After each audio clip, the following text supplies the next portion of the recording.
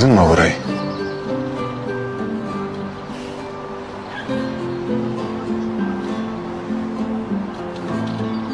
Sen öğrettin bana burada yıldızlara bakmayı. Farkında değilsin belki ama gözleri görmeyen bir adamın gözleri oldun sen. Kulağım hep kavga seslerine alışıktı.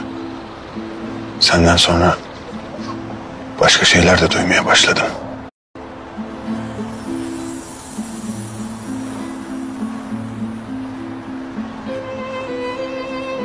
Ama en önemlisi tepeden tırnağa felçtim ben. Sen beni bulduğunda bir buzdağından farksızdım. Sonra sen geldin. Korkmadın karanlığıma çarpmaktan. En duymadığım anlarda bile fısıldamaktan vazgeçmedin.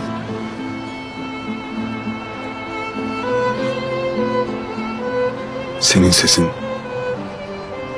senin sakin, şefkatli ama hep kararlı sesin bütün gürültünün ortasında büyüdü. Her yerime sızdı benim. Sonra fark ettim. Sana doğru yürümediğimde hissederek tek bir adım bile atmamışım ben.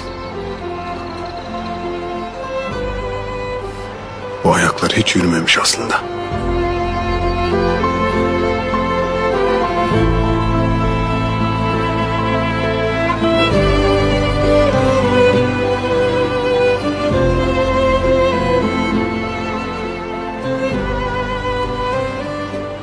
Sana dokunmayan bu eller hiçbir şey hissetmemiş.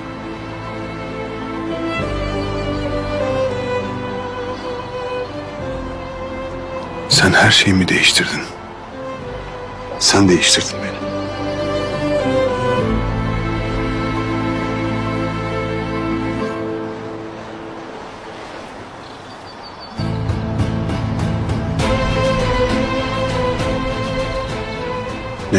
Nasıl baksan onu görürsün. Seçeceksin. Ya çukura dibe ya da göğe ve yıldızlara. Nereye bakarsan bak. Birlikte bakacağız. Ben hep yanında olacağım senin. Bunu hiç unutma.